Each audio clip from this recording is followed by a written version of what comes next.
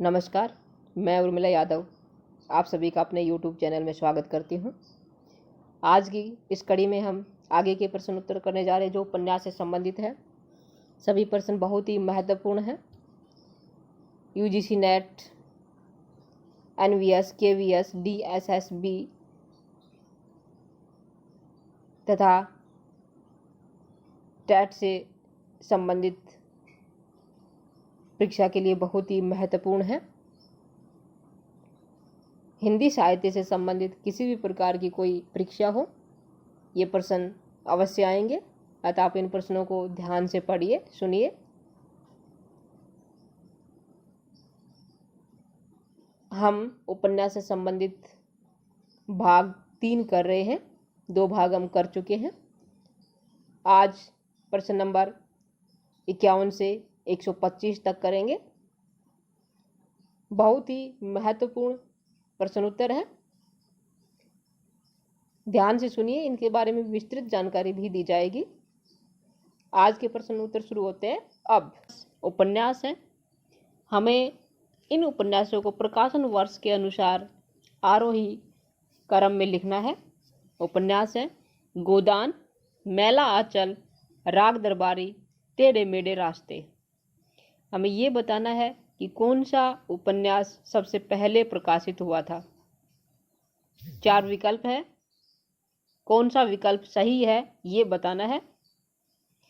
मैं आपको बता दूं कि कौन सा उपन्यास किस सन में प्रकाशित हुआ था, फिर आप अनुमान लगा सकते हैं कि हमारा उत्तर क होगा, ख होगा, ग होगा या गह होगा।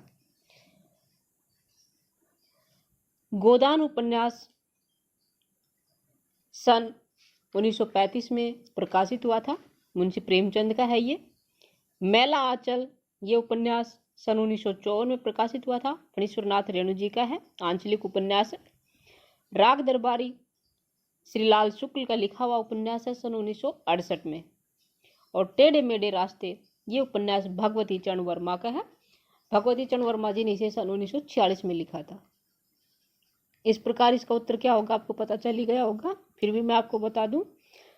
गोदान 1935, टेढ़े मेढ़े रास्ते सन 1946, मैला आंचल 1954 और राग दरबारी 1968। इस प्रकार इस प्रश्न का उत्तर हुआ ख।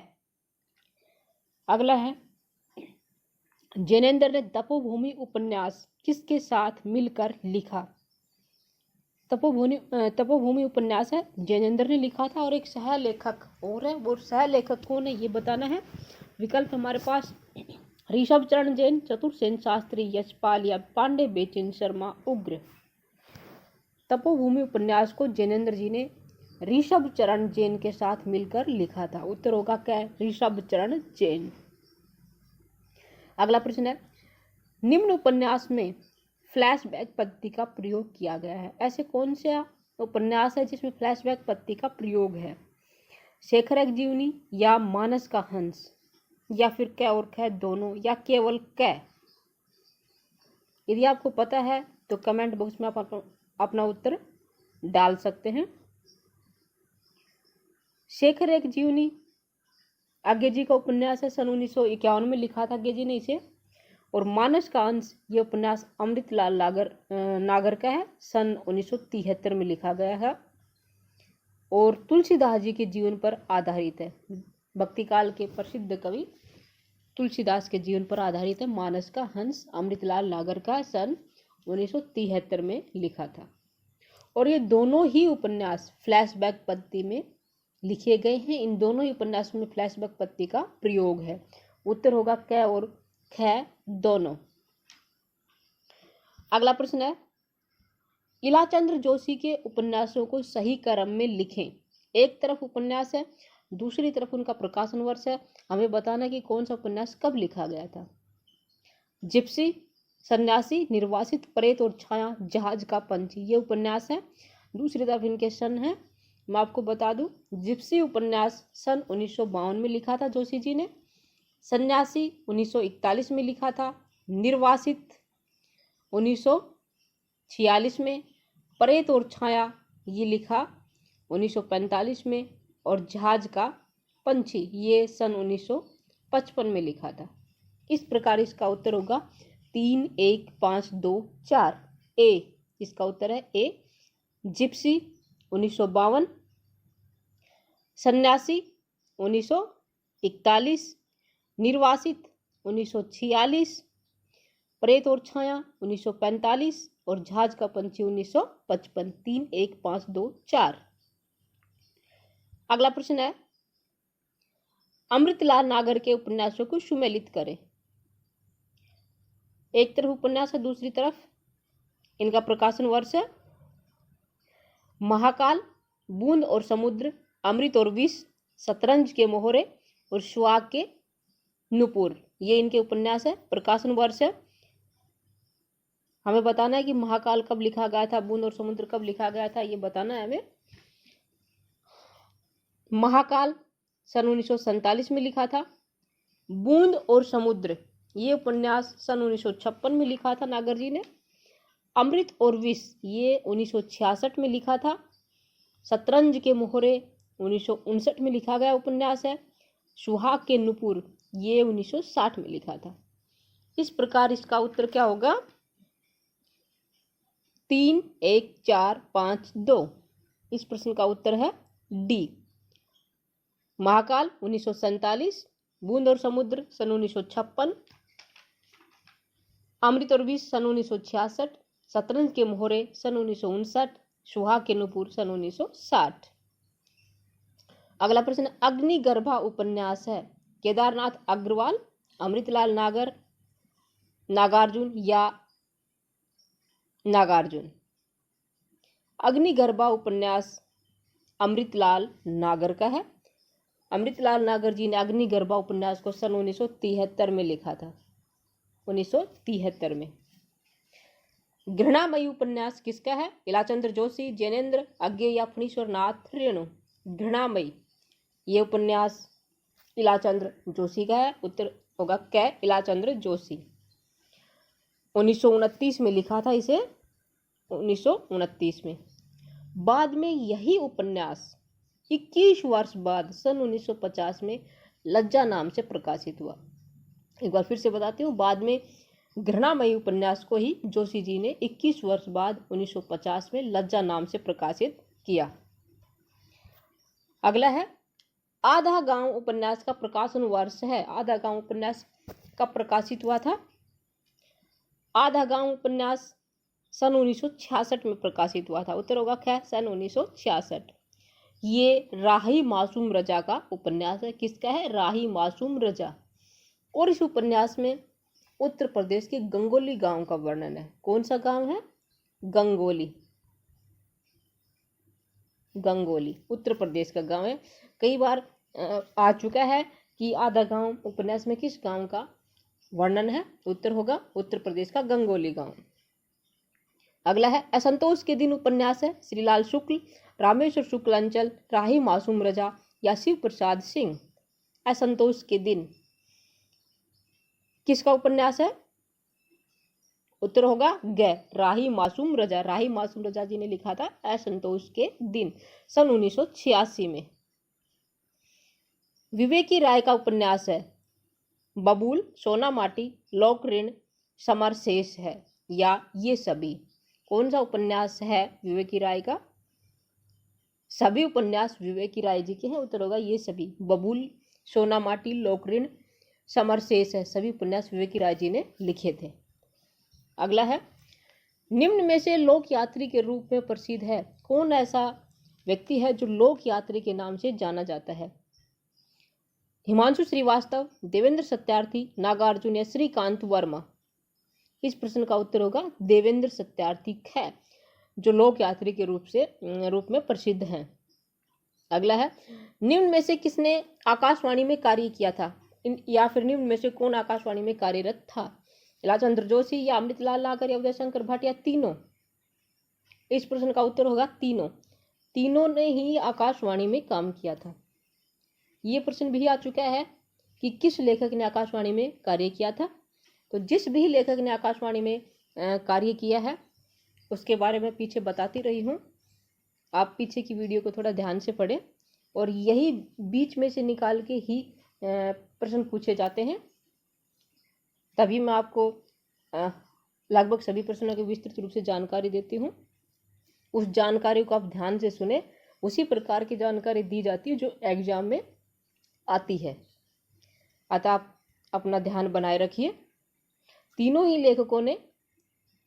ही उपन्यासकारों ने आकाशवाणी में कार्य किया था। इलाचंद्र जोशी ने भी, अमृतलाल नागर ने भी और उदय शंकर भट्ट ने भी। अगला है चांदनी रात और गदर उपन्यास है। किसका उपन्यास है चांदनी रात और गदर? आचार्य चतुर्सेन शास्त्री, ऋषभ चरण जैन या पांडे बेचन शर्मा वगैरह इनमें से कोई नहीं। चांदनी रात और गदर ये ऋषभ चरण जैन का उपन्यास है। उत्तर होगा ऋषभ चरण जैन, ख। और जो ऋषभ चरण जैन है ये पांडे बेचन शर्मा जी की परंपरा को विकसित करने वाले उपन्यासकार हैं। इन्होंने पांडे बेचन शर्मा जी की परंपरा को विकसित किया था ऋषभ चरण जैन जी ने। अगला है आचार्य चतुर्सेन शास्त्री के उपन्यासों को सुमेलित करें। माफी चाहूंगी, इसमें उपन्यास नहीं है। अगला प्रश्न देखते हैं। ऋषभ चरण जैन का उपन्यास नहीं है दिल्ली का व्यभिचार, वेश्यापुत्र, मैखाना, गोली, मास्टर साहब। इस प्रश्न का उत्तर होगा गोली। गोली उपन्यास ऋषभ चरण जैन जी का नहीं है, ये चतुर्सेन शास्त्री का उपन्यास है। और इस गोली उपन्यास में राजस्थान के राजा महाराजाओं और दास दासियों के संबंधों को उकेरा गया है। क्या है? राजस्थान के राजा महाराजाओं और दास दासियों के संबंधों को उकेरा गया है गोली उपन्यास में आचार्य चतुर्सेन शास्त्री जी ने। दिल्ली का व्यभिचार, वेश्यापुत्र, मैखाना और मास्टर साहब ये ऋषभ चरण जैन जी के उपन्यास है। अगला है, हमें उपन्यासों को सुमेलित करना है उनके प्रकाशन वर्ष के अनुसार। हृदय की परख, हृदय की प्यास और धर्मपुत्र ये उपन्यास है। प्रकाशन वर्ष सन 1933, 1961, 1918। आपको बताती हूँ, हृदय की परख ये सन 1918 में लिखा गया उपन्यास है। हृदय की प्यास ये 1933 में लिखा था और धर्मपुत्र ये 1961 में। इस प्रकार इस प्रश्न का उत्तर होगा सी, 3, 1, 2। अगला है वृंदावन लाल वर्मा के उपन्यासों को सुमेलित करें। मृगनयनी, गढ़कुंडार, माधवजी सिंधिया और झांसी की रानी। कौन सा कब लिखा गया था? मृगनयनी उपन्यास सन 1950 में लिखा था वृंदालाल वर्मा जी ने। गढ़कुंडार ये 1929 में लिखा था। माधवजी सिंधिया सन 1957 में लिखा गया उपन्यास है। माधवजी सिंधिया 1957। झांसी की रानी 1946, ये 1936 नहीं है, 1957 है। 1957 में लिखा गया माधवजी सिंधिया। इस प्रकार इस प्रश्न का उत्तर होगा सी, 4, 1, 5, 3, 2। एक बार फिर से बताती हूँ आपको। मृगनयनी 1950 में लिखा था, गढ़कुंडार 1929 में, माधवजी सिंधिया ये 1957 में। माधवजी सिंधिया 1957। झांसी की रानी 1946। अगला प्रश्न है, वृंदालाल वर्मा के उपन्यास टूटे कांटे का प्रकाशन वर्ष क्या है या कब हुआ? सन 1954 या 1948 या 1932 या 1953। वृंदालाल वर्मा का उपन्यास टूटे कांटे का प्रकाशन वर्ष है सन 1954। उत्तर होगा क्या? 1954। 1954 में लिखा था टूटे कांटे को। इस उपन्यास में एक साधारण जाट मोहन लाल और उसकी पारिवारिक स्थिति के साथ साथ जो पारिवारिक स्थिति है उसके चित्रण के साथ साथ नर्तकी नूरबाई के उत्थान पतन की कथा है इस उपन्यास में टूटे कांटे में। और ये ऐतिहासिक उपन्यास है वृंदालाल वर्मा जी का। फिर से बताती हूँ, ध्यान से सुनिए। टूटे कांटे उपन्यास में एक साधारण जाट मोहन लाल और उसकी पारिवारिक स्थिति के चित्रण के साथ साथ नर्तकी नूरबाई के उत्थान पतन की कथा इसमें वर्णित है और ऐतिहासिक ये उपन्यास है। सन 1954 में लिखा था इसे वृंदालाल वर्मा जी ने। अगला है, चतुर्सेन शास्त्री का उपन्यास नहीं है कौन सा उपन्यास चतुरसेन शास्त्री का जी का नहीं है ये बताना है। 42 नरमेघ, आलमगीर या रक्त की प्यास। इसका उत्तर होगा 42। 42 उपन्यास चतुरसेन शास्त्री जी ने नहीं लिखा। ये उपन्यास प्रताप नारायण श्रीवास्तव जी का है और सन 1948 में लिखा था श्रीवास्तव जी ने। किसका है? प्रताप नारायण श्रीवास्तव का है, सन 1948 में लिखा गया है। नरमेघ, आलमगीर और रक्त की प्यास चतुरसेन शास्त्री जी के उपन्यास है। अगला है, निम्न में से किसने न्यायाधीश के पद पर भी कार्य किया है? प्रताप नारायण श्रीवास्तव, प्रताप नारायण मिश्र या अमृत राय या महेंद्र भल्ला। इस प्रश्न का उत्तर होगा प्रताप नारायण श्रीवास्तव। प्रताप नारायण श्रीवास्तव जी ने न्यायाधीश के पद पर भी कार्य किया था। अगला है, जैनेन्द्र के उपन्यासों को सुमेलित करें। जैनेन्द्र जी के लिखे हुए उपन्यास है शुकता, परख, त्यागपत्र, सुनीता और कल्याणी। कौन सा उपन्यास कब लिखा गया था ये बताना है। पता है तो आप बता सकते हैं। शुकता उपन्यास जैनेन्द्र जी ने लिखा था सन 1953 में। परख सन 1929 में लिखा था। त्यागपत्र सन 1937 में, सुनीता 1935 में और कल्याणी 1939 में। इस प्रकार इस प्रश्न का उत्तर होगा सी 5 1 3 2 4। उत्तर है सी 5 1 3 2 4। अगला प्रश्न है, निम्न में से वृंदालाल वर्मा का सामाजिक उपन्यास नहीं है। कौन सा उपन्यास सामाजिक नहीं है ये बताना है हमें। सभी उपन्यास वृंदालाल वर्मा जी के हैं। उपन्यास है लगन, प्रत्यागत, अहिल्याबाई, कचनार, मुसाहिब जू।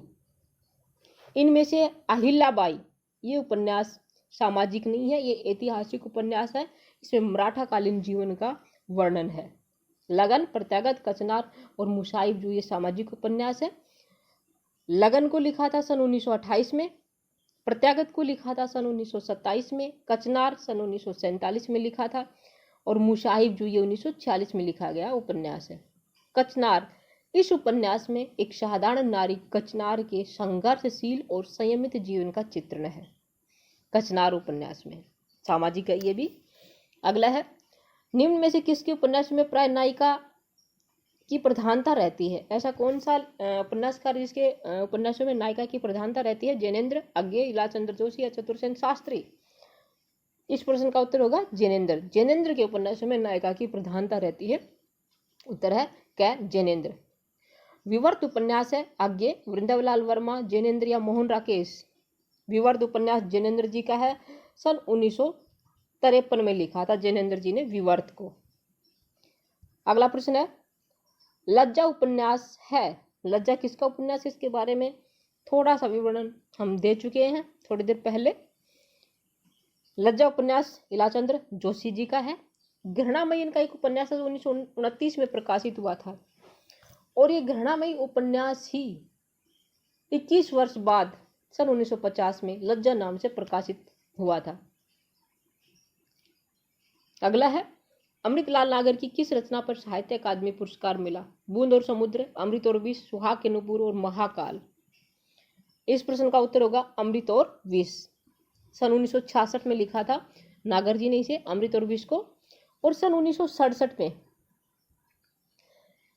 इन्हें इस रचना पर, अमृत और विष पर साहित्य अकादमी पुरस्कार मिला था। सन 1967 में लिखा था 1966 में, 1967 में इस पर साहित्य अकादमी पुरस्कार मिला नागर जी को। अगला है, मणिमाला उपन्यास है इलाचंद्र जोशी, चतुरसेन शास्त्री या कमलेश्वर, इनमें से कोई नहीं। मणिमाला उपन्यास किसका है? इलाचंद्र जोशी का। उत्तर होगा क्या? इलाचंद्र जोशी। अगला है, फणीश्वर नाथ रेणु के उपन्यासों को सुमेलित करें। फणीश्वर नाथ रेणु जी के उपन्यास है, दूसरे तरफ प्रकाशन वर्ष हमें सुमेलित करना है कि कौन सा उपन्यास कब लिखा गया था। कितने चौराहे, ये उपन्यास लिखा था सन 1966 में। कितने चौराहे 1966। दीर्घतया सन 1964। परिकथा सन 1957। कलंक मुक्ति लिखा था 1972 में और पलटू बाबू रोड 1979 में लिखा था। इस प्रकार इस प्रश्न का उत्तर क्या होगा? सी 5 3 1 2 4। उत्तर है इस प्रश्न का सी 5 3 1 2 4। अगला है कालीचरण और बावनदास किस उपन्यास के पात्र हैं? मैलाचल के या प्रतिपरी कथा के या दीर्घ तया के या जुलूस के? सभी उपन्यास फणीश्वरनाथ रेणु के हैं और कालीचरण और बावनदास ये मैला आंचल उपन्यास के पात्र है जो 1954 में लिखा था। आंचलिक उपन्यास है। इसमें बिहार के पूर्णिया जिले की कथा वर्णित है। अगला है निम्न में से राही मासूम रजा का उपन्यास नहीं है। हिम्मत जौनपुरी, नीम का पेड़, सीन 75, वैश्वानर या ओस की बूंद। कौन सा उपन्यास रजा जी का नहीं है ये बताना है और इस प्रश्न का उत्तर होगा वैश्वानर। वैश्वानर शिव प्रसाद सिंह का उपन्यास है। वैश्वानर शिव प्रसाद सिंह। हिम्मत जौनपुरी ये 1969 में लिखा था। 1969। नीम का पेड़ 2003, सीन 75 1977 और ओस की बूंद 1970। राही मासूम रजा के उपन्यास है ये। अगला है श्रीलाल शुक्ल के उपन्यासों को सुमेलित करें। पहला पड़ाव मकान, सूनी घाटी का सूरज, राग दरबारी, सीमाएं टूटती है। ये उपन्यास है। इनके प्रकाशन वर्ष दे रखे हैं। हमें सुमेलित करना है कि कौन सा उपन्यास कब प्रकाशित हुआ था। पहला पड़ाव ये उपन्यास 1987 में प्रकाशित हुआ था। पहला पड़ाव। मकान 1976 में प्रकाशित हुआ था। सूनी घाटी का सूरज 1957। राग दरबारी 1968। सीमाएं टूटती हैं 1973। इस प्रकार इसका उत्तर है ए 4, 5, 1, 2, 3। पहला पड़ाव 1987, मकान 1976, सूनी घाटी का सूरज 1957, राग दरबारी 1968, सीमाएं टूटती है 1973। अगला है राग दरबारी उपन्यास में किस गांव की कहानी है? गंगोली या बरसोवा या शिवपालगंज या पूर्णिया? राग दरबारी उपन्यास में शिवपालगंज गांव की कहानी है। उत्तर प्रदेश का शिवपालगंज की कहानी राग दरबारी उपन्यास में। अगला है कुल्टा उपन्यास है। कुल्टा उपन्यास किसका है? राजेंद्र यादव या मन्नू भंडारी या क्षेमेंद्र कुमार या अमृतलाल नागर?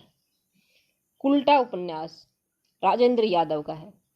किसका है? राजेंद्र यादव। उत्तर है कै राजेंद्र यादव। अगला है 1 इंच मुस्कान मन्नू भंडारी ने किसके साथ लिखा? राजेंद्र प्रसाद या राजेंद्र यादव या महेंद्र भल्ला या प्रेमचंद? 1 इंच मुस्कान को मन्नू भंडारी जी ने राजेंद्र यादव के साथ लिखा था जो इनके पति हैं। सन 1963 में लिखा था इसे। नया आने वाला कल उपन्यास है। नया आने वाला कल उपन्यास किसने लिखा? मन्नू भंडारी ने, मोहन राकेश ने, राजेंद्र यादव ने या फिर जैनेन्द्र ने?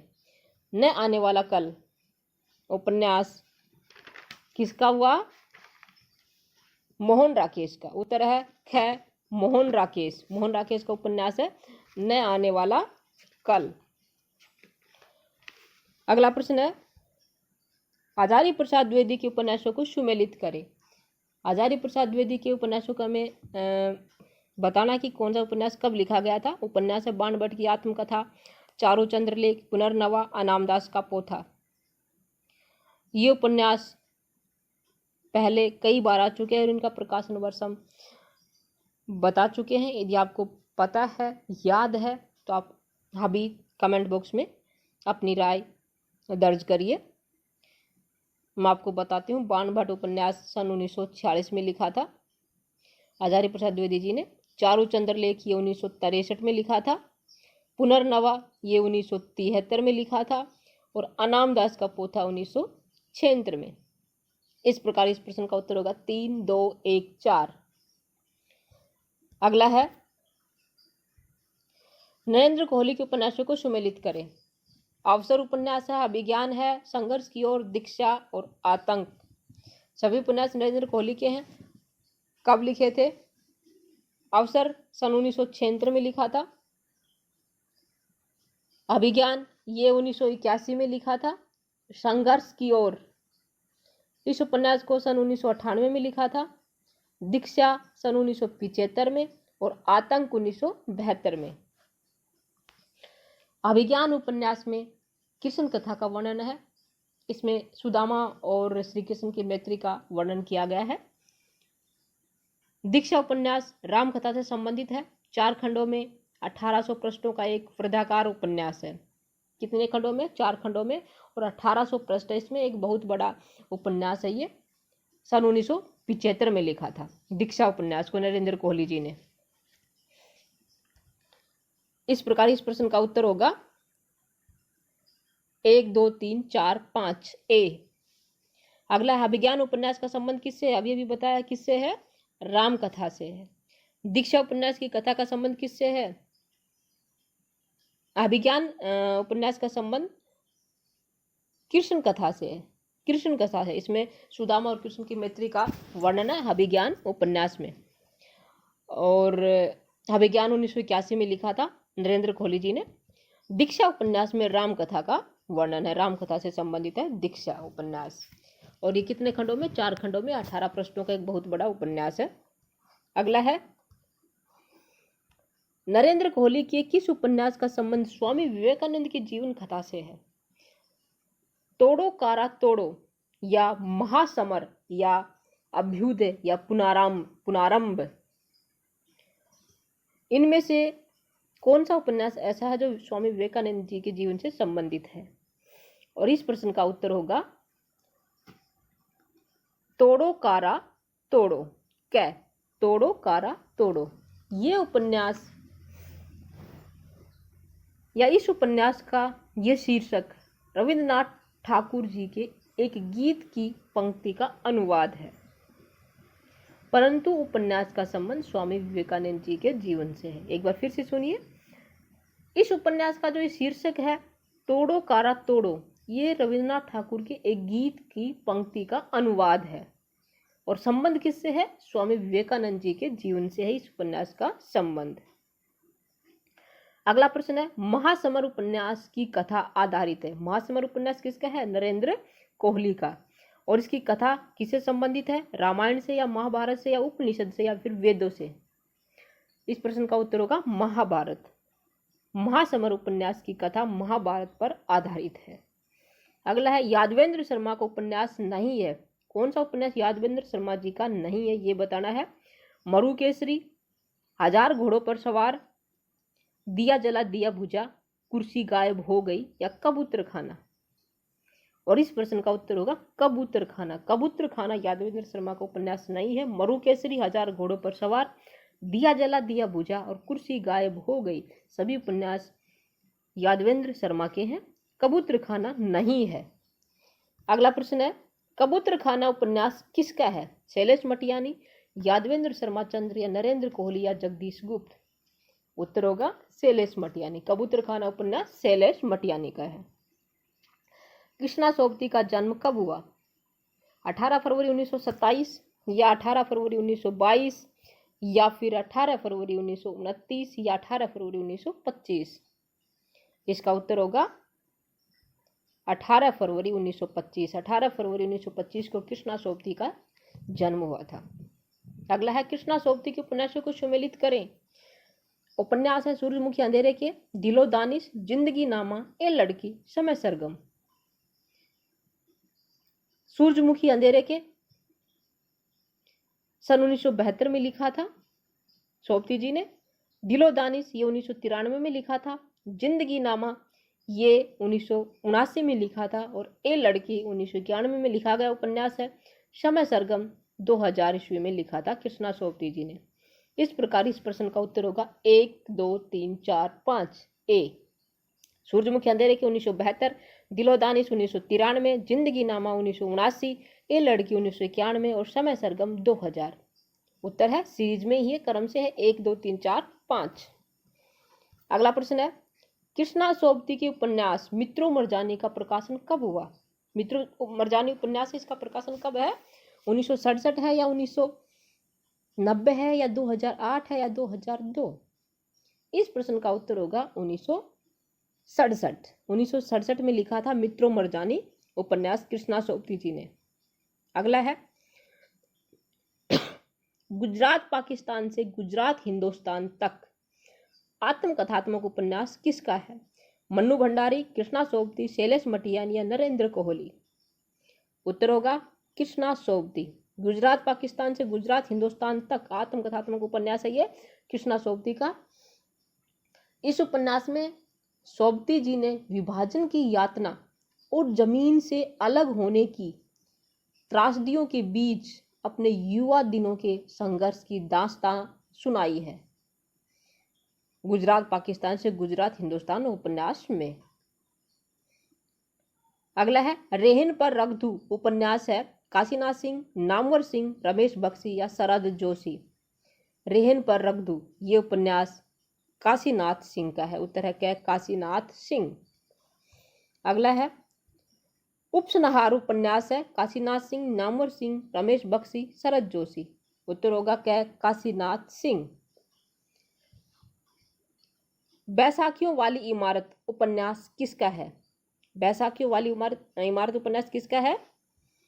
विकल्प है हिमांशु श्रीवास्तव, देवेंद्र सत्यार्थी, रमेश बख्शी या इनमें से कोई नहीं। बैसाखियों वाली इमारत ये उपन्यास रमेश बख्शी का है। उत्तर है क्या? रमेश बख्शी। अगला है महिला पुलिसकर्मियों के जीवन पर आधारित उपन्यास है मुन्नी मोबाइल, गुनाह बेगुनाह, प्रदीप सौरभ या मन्नू भंडारी।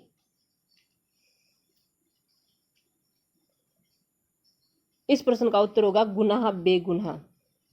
महिला पुलिसकर्मियों के जीवन पर आधारित उपन्यास है गुनाह बेगुनाह। गुनाह बेगुनाह उपन्यास किसका है? चित्रा मुदगल का या मैत्री पुष्पा का या प्रदीप सौरभ का या मन्नू भंडारी का? गुनाह बेगुनाह उपन्यास मैत्री पुष्पा जी ने लिखा था, जो महिला पुलिसकर्मियों के जीवन पर आधारित है। मैत्री पुष्पा के उपन्यास चाक का प्रकाशन कब हुआ? वर्ष 2004 में या 2000 ईस्वी में या फिर 2001 में या 2002 में? चाक उपन्यास का प्रकाशन 2004 में हुआ था, जो मैत्री पुष्पा जी ने लिखा था। अगला है फिर वही बेखुदी उपन्यास है सितांशु भारद्वाज, हिमांशु श्रीवास्तव, धूमिल या नागार्जुन। फिर वही बेखुदी ये उपन्यास सितांशु भारद्वाज जी ने लिखा था। सितांशु भारद्वाज, फिर वही बेखुदी। अगला है मैत्री पुष्पा का उपन्यास नहीं है झुल्लानट, बेतवा बहती रही, 10 द्वारे का पिंजरा, स्मृति दंश या झिप्प्या। मैत्री पुष्पा का उपन्यास नहीं है ये बताना है, और इस प्रश्न का उत्तर होगा 10 द्वारे का पिंजरा। ये उपन्यास मैत्री पुष्पा जी ने नहीं लिखा था, ये अनामिका का उपन्यास है। 10 द्वारे का पिंजरा अनामिका।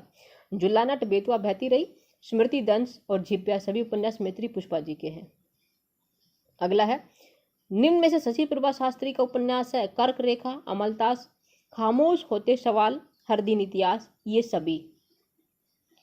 सभी उपन्यास शशि प्रभा शास्त्री जी ने लिखे थे। कर्क रेखा भी, अमलतास भी, खामोश होते सवाल भी और हर दिन इतिहास, सभी उपन्यास किसके हैं? शशि प्रभा शास्त्री के। अगला है ज्ञान प्रकाश विवेक का उपन्यास है गली नंबर 13, दिल्ली दरवाजा, अस्तित्व या फिर ये तीनों। इस प्रश्न का उत्तर होगा ये तीनों उपन्यास ही ज्ञान प्रकाश विवेक के हैं। अगला है मुन्नी मोबाइल उपन्यास है प्रदीप सौरभ या वीरेंद्र मिश्र। मुन्नी मोबाइल उपन्यास प्रदीप सौरभ का है। उत्तर है क्या? प्रदीप सौरभ।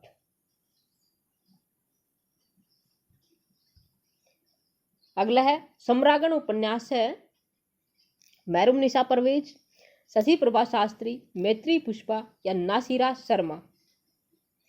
सम्रागण उपन्यास किसका है? महरूमनिसा परवेज का। उत्तर है क्या? महरूमनिसा परवेज सम्रागण उपन्यास, जो उन्होंने अपने बेटे समर की स्मृति पर लिखा है, जो युवा अवस्था में ही मृत्यु को प्राप्त हो गया था। अपने बेटे की यादों पर उनकी स्मृति पर लिखा गया उपन्यास है सम्रागण, महरूमनिसा परवेज जी ने लिखा था। अगला है मैत्री पुष्पा का जन्म कब हुआ? 30 नवंबर 1944 या 30 नवंबर 1942 या 30 नवंबर 1940 या 30 नवंबर 1945। हुआ था 30 नवंबर को। सन कौन सा है ये देखना है हमें। उत्तर होगा 30 नवंबर 1944। उत्तर है क्या? 30 नवंबर 1944। गिल्ली गुड्डू उपन्यास है मैत्री पुष्पा, चित्रा मुदगल, प्रभा खेतान या उषा प्रियमदा। गिल्ली गुड्डू उपन्यास चित्रा मुदगल का है। उत्तर है ख चित्रा मुदगल। इनका जन्म 1 दिसंबर 1944 में हुआ था। कब हुआ था चित्रा मुदगल जी का जन्म? 1 दिसंबर 1944। और मैत्री पुष्पा जी का 30 नवंबर 1944। कई बार प्रश्न आ जाता है कि कौन सी लेखिका का जन्म कब हुआ था, आरोही क्रम में लिखे, तब हमें ये सन याद करने पड़ते हैं। देखिए, मैत्री पुष्पा का जन्म 30 नवंबर 1944 को हुआ है, याद रखना। और ये चित्रा मुदगल, इनका जन्म 1 दिसंबर 1944 का हुआ है, 44 का है। अगला है तिनका तिनके उपन्यास किसका है? प्रभा खेतान का, अनामिका, सुधा अरोड़ा या नमिता सिंह। तिनका तिनके पास उपन्यास है अनामिका का। उत्तर होगा अनामिका ख। अगला है शेष कादम्बनी उपन्यास किसका है? अलका सरावगी, अनामिका, शशि प्रभा शास्त्री, चित्रा मुदगल। शेष कादम्बरी उपन्यास अलका सरावगी जी ने लिखा था। निम्न में से अनामिका का उपन्यास नहीं है। कथा अवांतर कथा, 10 द्वारे का पिंजरा, क और ख दोनों या केवल ख। इस प्रश्न का उत्तर होगा ग। दोनों ही उपन्यास अनामिका के हैं। अवांतर कथा भी और 10 द्वारे का पिंजरा भी, दोनों ही उपन्यास ये अनामिका के हैं।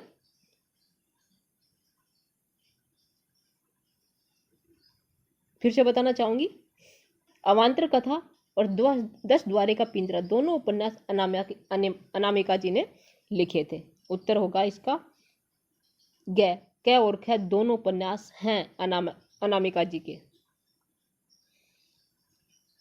अगला है निम्न में से अलका सरावगी का उपन्यास नहीं है। कोई बात नहीं, एक ब्रेक के बाद एड्स। इस प्रश्न का उत्तर होगा एड्स। एड्स अलका सरावगी का उपन्यास नहीं है, यह प्रभा खेतान का उपन्यास है। अगला है अलका सरावगी के किस उपन्यास की कथा वस्तु कॉर्पोरेट जगत है? एक ब्रेक के बाद, कोई बात नहीं, शेष कादम्बरी या फिर कली कथा वाया बाईपास। उत्तर होगा एक ब्रेक के बाद। इसकी जो कथा वस्तु है वो कॉर्पोरेट जगत से है। बद्रीनाथ भट्ट किसका वास्तविक नाम था? सुदर्शन, सुरेंद्र वर्मा, हजारी प्रसाद द्विवेदी या बाल कृष्ण भट्ट। बद्रीनाथ ये किसका मूल नाम था? सुदर्शन का। उत्तर होगा क सुदर्शन। अगला है अमरकांत को उनकी किस रचना पर वर्ष 2007 का साहित्य अकादमी पुरस्कार मिला? दोपहर का भोजन, बहादुर या इन्हीं हथियारों से या सूखा पत्ता। अमरकांत को उनकी रचना इन्हीं हथियारों से, इस पर साहित्य अकादमी पुरस्कार मिला था वर्ष 2007 में। इन्हीं हथियारों से उपन्यास है इनका ये। अगला है यशपाल किन्हें गोरकी कहकर बुलाते थे? अमरकांत को या श्रीकांत वर्मा को या अमृत राय को या आज्ञे को? उत्तर होगा अमरकांत। अमरकांत को यशपाल जी गोरकी कहकर बुलाते थे। अगला है निम्न में से धीरेन्द्र का उपन्यास नहीं है। धीरेन्द्र अस्थाना का उपन्यास नहीं है। देश निकाला, हलाहल, समय एक शब्द भर नहीं या फिर ये सभी। इस प्रश्न का उत्तर है सभी। सभी उपन्यास धीरेन्द्र अस्थाना के हैं। देश निकाला, हलाहल, समय एक शब्द भर नहीं, तीनों ही उपन्यास धीरेन्द्र अस्थाना जी ने लिखे थे। फिल्मी दुनिया के बैकड्रॉप पर लिखा गया उपन्यास है देश निकाला, हलाहल, प्रेम पथ, सूत्रधार। देश निकाला इस प्रश्न का उत्तर है क देश निकाला, जो धीरेन्द्र अस्थाना जी ने लिखा था। 25 दिसंबर 1956 में धीरेन्द्र अस्थाना जी का जन्म हुआ था। कब हुआ था? 25 दिसंबर 1956 को इनका जन्म हुआ था। और देश निकाला उपन्यास जो फिल्मी दुनिया के बैकड्रॉप पर लिखा गया इनका उपन्यास है। अगला है शिशु मनोविज्ञान पर केंद्रित एक पारिवारिक उपन्यास है ममता, त्यागमयी, मीठी चुटकी, नारी तेरे रूप अनेक।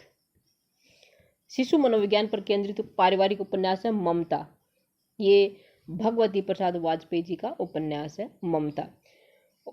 त्यागमयी, मीठी चुटकी, नारी तेरे रूप अनेक, ये भी भगवती प्रसाद वाजपेयी के उपन्यास है। अगला है, भगवती प्रसाद वाजपेयी का उपन्यास नहीं है। ममता, दो बहनें, अनाथ पत्नी, गर्भगृह में नैनीताल। इस प्रश्न का उत्तर होगा गर्भगृह में नैनीताल। ये भगवती प्रसाद वाजपेयी का नहीं है। ममता, दो बहनें, अनाथ पत्नी, ये तीनों उपन्यास भगवती प्रसाद वाजपेयी के हैं। गर्भगृह में नैनीताल ये इनका उपन्यास नहीं है। अगला है, किसानों की आत्मकथा पर आधारित उपन्यास है। फांस, जंगल जहां से शुरू होता है, किशनगढ़ के हयेरी या पार। इस प्रश्न का उत्तर होगा फांस। फांस किसानों की आत्महत्या पर आधारित उपन्यास है। यह संजीव का उपन्यास है। किसका है? संजीव का। फांस उपन्यास को संजीव जी ने सन 2015 में लिखा था, जो किसानों की आत्महत्या पर आधारित है। जंगल जहां से शुरू होता है, ये आदिवासी जीवन की विषमता एवं विडंबना का चित्रण करने वाला उपन्यास है। सन 2000 में लिखा था। कब लिखा था? 2000 में, सन 2000 में। और आदिवासी जीवन की विषमता एवं विडंबना का चित्रण करने वाला उपन्यास है। किशनगढ़ के हयेरी, ये उपन्यास भी किसका है? संजीव का है। सन 1981 में लिखा था, 1981 में। पार 2011 में लिखा था संजीव ने इसे। गर्भगृह में नैनीताल उपन्यास किसका है? इस प्रश्न का उत्तर होगा बटरोही। बटरोही, बटरोही का उपन्यास है गर्भगृह में नैनीताल। इसके बारे में आपको बताती हूँ। ये आत्मकथात्मक उपन्यास है और इस उपन्यास में लेखक एवं अभिनेता अमिताभ बच्चन और उनके केबीसी यानी कि कौन बनेगा करोड़पति एपिसोड का वर्णन है। इस उपन्यास में लेखक के 6 सपनों का विवरण है। रोजलीना इस उपन्यास की एक पात्र है जो नक्सलियों द्वारा मारे गए सब इंस्पेक्टर की पत्नी है तथा केबीसी की हॉट सीट पर बैठती है। किस उपन्यास में? गर्भगृह में नैनीताल। किसका है? बटरोही का। आज की इस कड़ी में इतना ही। उम्मीद करती हूँ सभी प्रश्न आपने ध्यान से पढ़े होंगे, अच्छे लगे होंगे। बने रहिए आप। धन्यवाद।